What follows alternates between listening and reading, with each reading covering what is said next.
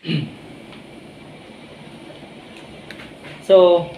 hello guys, magandang umaga, tanghali, gabi, kung anong oras niyo man to pinapanood, ano. So, andito naman ulit tayo. Welcome to Marjorie and Arbor TV. So guys, ang tatalakayin po natin ngayon is yung regarding na naman sa mga online apps, ano. Talagang hindi talaga ako makaka-move on sa online apps at nanggigigil ako eh.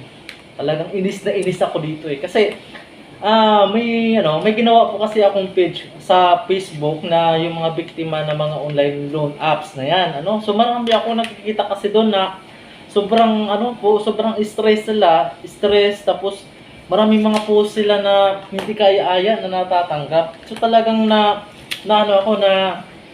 parang nalungkot ako doon sa nabiktima nila. Pangalawa guys, nag-live ulit tayo ngayon, no? Naggumawa ulit tayo ng panibagong content ngayon para po na ma-aware yung iba natin mga kababayan regarding sa mga online apps. So guys, pasensya po guys. At hindi po ako sumasagot sa mga private message, lalo na sa Facebook. Marami po nag-PM sa akin, sir, ano pong gagawin ko dito, sir? Ano pong gagawin ko regarding dito sa nanghara sa akin, may nagbabanta sa kanila. So guys, pasensya na po guys, hindi po ako sumasagot sa chat. Which is, nagpo-post po ako sa page natin, no? Nagpo-post po ako sa page natin na doon nyo po makukuha yung mga information. So guys, ang ano po natin ngayon, ang i-discuss po natin ngayon is yung regarding sa mga online loan apps na yan, no? Guys, bakit hindi ka dapat matakot sa mga online agent na yan, no? Hindi po dapat tayo matakot. Bakit?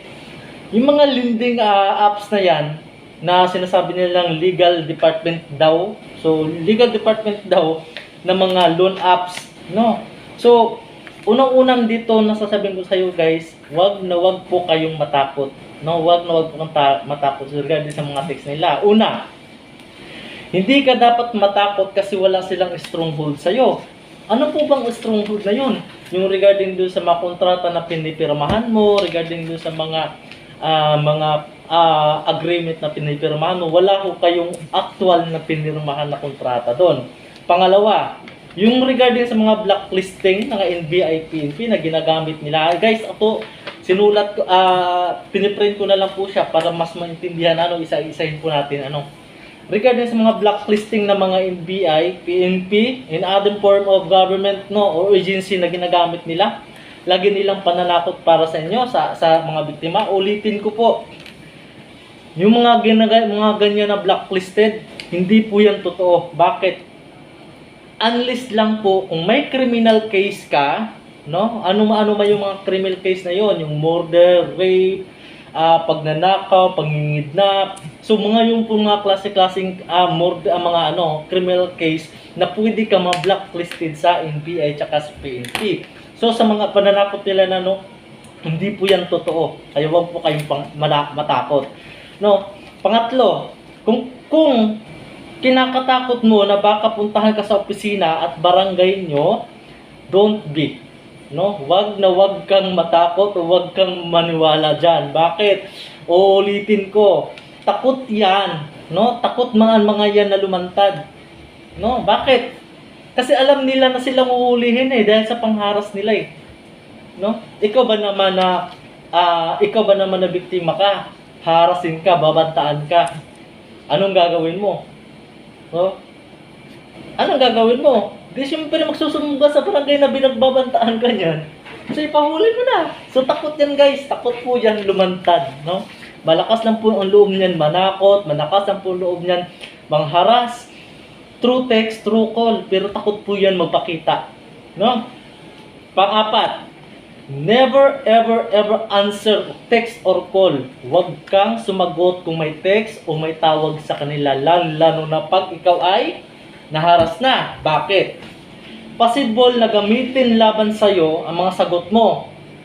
No? Pag kung nagkakasuhan man, no? Magsasampa man sila ng kaso, so pwede nila gamitin laban sa iyo yung kung ano yung napag-uusapan yung dalawa sa korte, no? So, less talk, less mistake, no? Pag may tawag, may text, wag niyo nang sagutin, no? Kung naharas kayo sa text, naharas kayo sa wag niyo nang sagutin, hayaan niyo lang guys. Kasi sasabi natin less talk, less mistake, so wala silang pwede ipanlaban sa inyo. Pang-lima, huwag na huwag nyo burahin ang mga text sa inyong mga agent na natanggap ninyo, no? Huwag na huwag kayong magbura ng mga text kung ano yung natanggap ninyong pagbabanta o pangharas. Kasi ito ay pwede mong gamitin na ebidensya o panlaban dun sa isang online apps na nanghaharas. Ano? And then, pang-anim, no? Kung natatakot ka na baka puntahan ka, file a letter on nearest police station at barangay work o barangay sa bahay ninyo, tell them na hinaharas ka ng mga agent na yan. Ano, sinasabi natin, kung natatakot ka, guys, na pupuntahan ka, guys, so, madali lang po, pumunta po kayo sa barangay, pumunta po kayo sa PNP, ibablatter nyo po yan na kayo ay hinaharas at ipaalam nyo sa mga kamag-anak mo, kapitbahay mo, na kayo po ay hinaharas ng mga agent na to, no? So, kung pagpupunta man talaga sila, guys, no? Kapag pumunta man talaga sila, then welcome. Welcome. Pameriendahin nyo pa. No, pameriendahin nyo pa. Welcome nyo na taos puso yung tinatanggap sila pag kayo ay pinatawag sa barangay o police, no? Immediately para para makulong na yan mga walang hiyang yan, no? No, at para mabawasan yung mga salot sa mundo. Tanggapin nyo, puntahan nyo, pagpupunta talaga sa inyo, kapag pupunta po talaga sa inyo, so yun, tanggapin nyo, harapin nyo ng taos puso nyo, tapos doon kayo magharap sa barangay at sa police station para yung mga makulong na yung mga walang iyan yan. No? Nakakapanggigil talaga yun, nakakainis eh. Hindi na nga talaga ako pwede magmura dito kasi alam ko na, hindi lang against the YouTube community, ewan ko lang, no? So, pang-pito, guys, huwag na huwag kayo magbayad ng partial o magsisitel na kahit anong promo na sinasabi nila, no, sa inyo para kunwari mabawasan ang utang nyo. Huwag po kayong maniwala dyan. No? Huwag na huwag kayong maniwala dyan. Scam po yan. Sasabihin ko na sa'yo. No? Lalo na kayong malulubog dyan. No? Lalo kayong bakit? Pag nabayad kayo ng partial o kalahati doon o interest lang din, ganun pa rin ang babayaran mo next time. Tatawagan ka pa rin. Walang pagbabago yun. No, malulubog lang kayo. No, yung sinasabi ko kasi yung pera nyo na hawak, ipambili nyo na lang ng bigas. Bilhin nyo na lang bigas, bilhin nyo na lang ng ulam yan, ng pagkain ng pamilya nyo. Huwag na kayo mag-partial, huwag na kayo magbayad. No? So, pang-walo, kakasuhan ka ng small claim. Yung sinasabi na magte-text sa'yo, kakasuhan ka ng small claim, breach of contract na sinasabi nila. Trust me, guys, when I say possible na mahabla ang kaso na yan dahil sa harassment na ginagawa ay patuloy na ginagawa ng agent na yan. So, kakasuhan ka, huwag kang maniwala. Huwag kang maniwala, small claim, ganyan, halaga, 1,000, 2,000, small claim. Naku, stupid. I'm sorry for the words, ha. Pero talagang nanggigigil talaga ako. Huwag kayong maniwala, huwag kayong matakot dyan. Small claim, hindi po yan small claim. Ha? Huwag kayo kasi yan, sa pananakot pa lang nila, sa pangharas nyo pala sa kanila, yung mga agent na yan, patuloy sila pangharasan nyo. Nako, huwag kayong matakot din, guys, ha. So, pang-siyam, hindi sa text o sa tawag ang ginagawa ng totoong legal officers.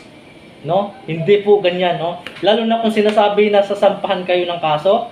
If may kaso na isang palaban sa inyo, magpadala kayo na via post office, no? O Supreme Court o Metropolitan Trial Court ng subpina. Ulitin ko, huwag kayong maniwala sa text o email na nagsasabing may hearing kayo na dapat daluhan dahil subpina ang pinadala na Supreme Court at Metropolitan Trial Court. Subpina, guys, no? Through post office, no? Mismo subpina galing sa court o sa Metropolitan na ipapadala doon sa post office papunta sa bahay niyo. Hindi po yan dinadaan sa text or call. Kasi sinasabi nilang magharap-harap. Diyos ko, huwag kayong maniwala diyan.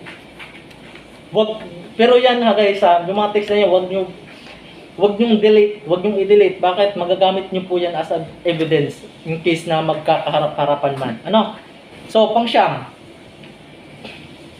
Pang-sampo tayo. Pang-sampo, guys, no? Sorry, kasi talagang nadala din ako sa emotion, parang naiinis ako eh.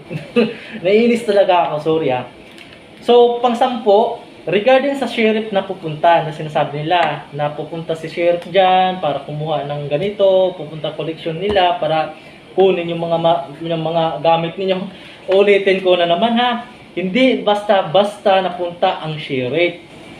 At lalong hindi ganun kabilis mag-process ng notice of search in Supreme Court dahil iimbestigahan ng masinsinan yung masinsinan yan, no? At lalong hindi yan pupunta basta-basta na walang notice ka na natanggap from Supreme Court, no? Sent via post office, no? Not again in text.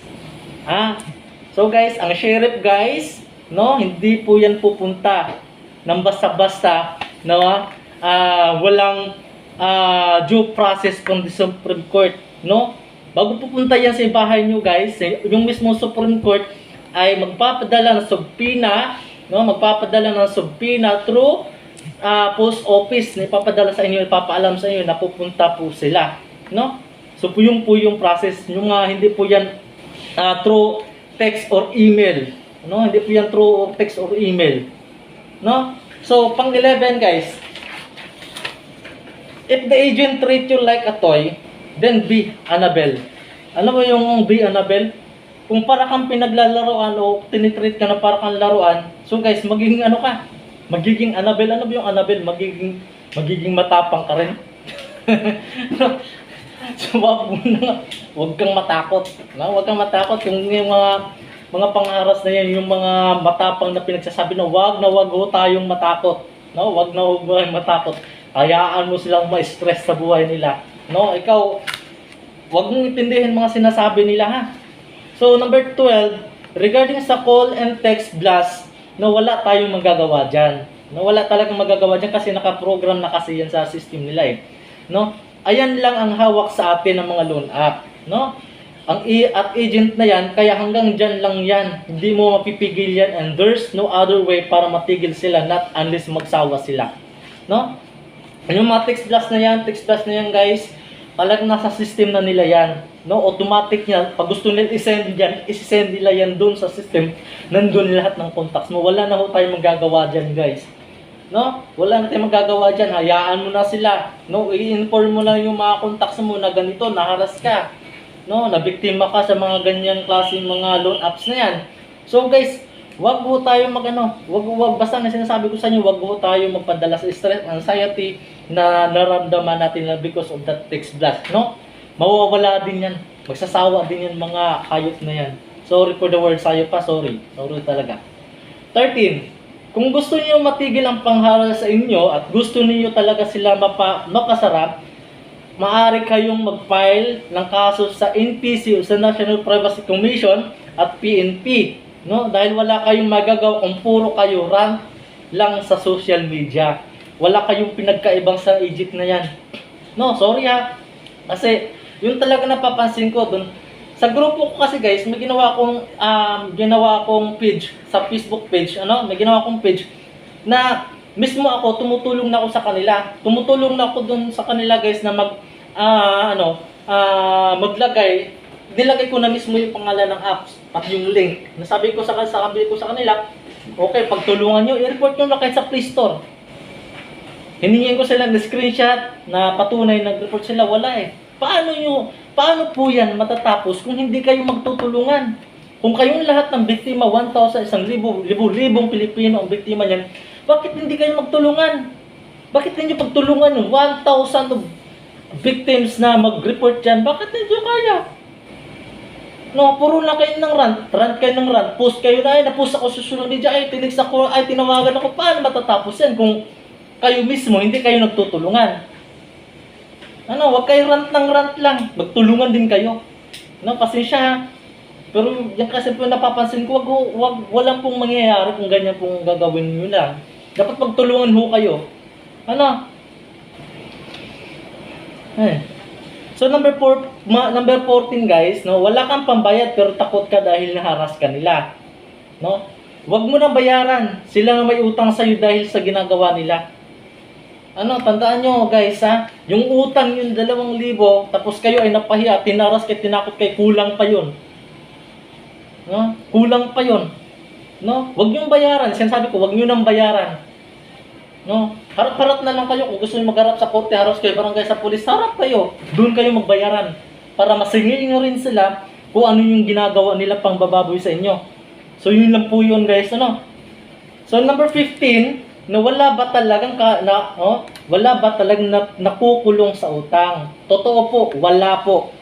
No, wala pong nakukulong sa utang at is mandated po sa Article 3, Section 20 of 1987 sa Philippine Constitution. No person shall be imprisoned for non-payment of debit or full tax. No?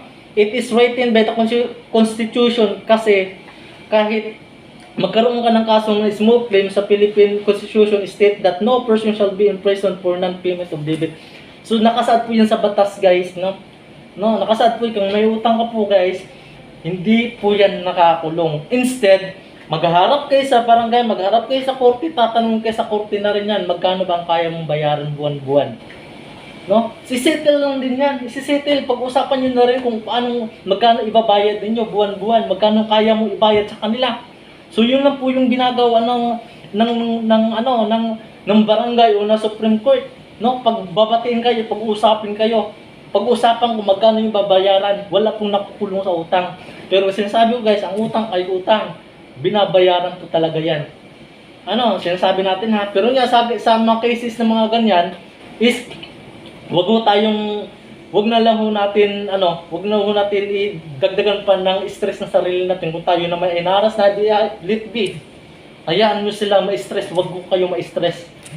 Ano? So number 16, regarding estapa, sinasabi, tinitext nila na papailan ka ng estapa case, ganito, ganyan, case na yan. Sinasabi nila, nako, as long as na wala kang binayad o ginagamit ng bouncing check, hindi ka pwede makasuhan ng estapa. No? Kung ikaw man, guys, is nagbayad ka, may check-in ka na minirmahan, tapos binayad mo siya ng tao, tapos tumalbog, yun po yung estapa. No, yun po yung estapa. Hindi naman ho umabot ng milyon yung utang mo eh. Hindi naman po umabot ng 200 o 300,000 yung utang mo eh. No? So regarding sa small claim, guys, yung utang mo lang na pag-uusapan doon, no? At hindi kasama ang interest o child out na 300k and above, at hindi kailangan ng abogado mismo, ikaw ang nagpautang ang maghaharap sa judge mismo. Gets mo? No? Ikaw at yung pinag-utangan mo, yung ang maghaharap dun sa judge mismo o dun sa barangay o sino man yung Poncio Pilato nakaharap sa mag-aayos sa inyo. So pag-uusapan nyo lang ho yun. No, pag-uusapan nyo lang ho yun kung magkano ang kaya mong bayaran buwan-buwan, kung magkano yung kailangan mong kaya mong ibigay sa taong pinag-utangan mo sa buwan-buwan, sa kaya mo lang. So ganyan lang po yun. Arrangement. Hindi po yan matatawag na estapa kung as long as na hindi ka nag-issue ng pera na hindi ka nagbayad ng chicken at tumatalbog. No? Yun po yun ang ibig sabihin ng estapa. So ulitin ko, guys, itong binasa ko, guys, ito yung diniscuss ko sa inyo. Basahin nyo na lang po sa description box at ipopost ko po yan sa baba ng description box sa video na ito. Basahin nyo ng paulit para maintindihan ninyo. So sana po tayo, guys, ay mag-ingat tayo next time. Wag na ho natin patulan yung mga ganyang mga apps na yan kasi alam po, guys, hindi po yung nakakatulong kundi mas lalo pang nagpapahirap sa mga taong na biktima. Maaari lang po tayo maghanap lang tayo ng ibang paraan. Wag na lang po tayo kumapit dyan. Mas maigi pa sa Bombay kayo kumapit kayo dyan sa walang yung online apps na yan. So nagkalat nyo, warning ha, nagkalat po yan doon sa Play Store. Wag ho natin subukan pa na lumapit pa sa mga ganyan. Maghanap na lang po tayo ng ibang paraan para po tayo ay makaiwas sa mga tendency na po tayong malagay sa alanganin. Tandaan po natin pala, guys, lamang po ang may alam. Be observed, be vigilant, lalo na sa panahon ngayon. Pandemya, maraming naghihirap, talagang be vigilant po tayong lahat. Once again, guys, sana po ay nakatulong yung discussion natin ngayon. Sana po ay nakatulong ako sa inyo. Sana po, guys, ay umiwas na tayo sa mga ganyang bagay. So once again, guys, thank you for watching and welcome again sa Marjorie and Abog TV. sa YouTube channel guys. So huwag po natin kalimutan guys na i-like at subscribe yung channel natin. No? Thank you guys and God bless. Ingat!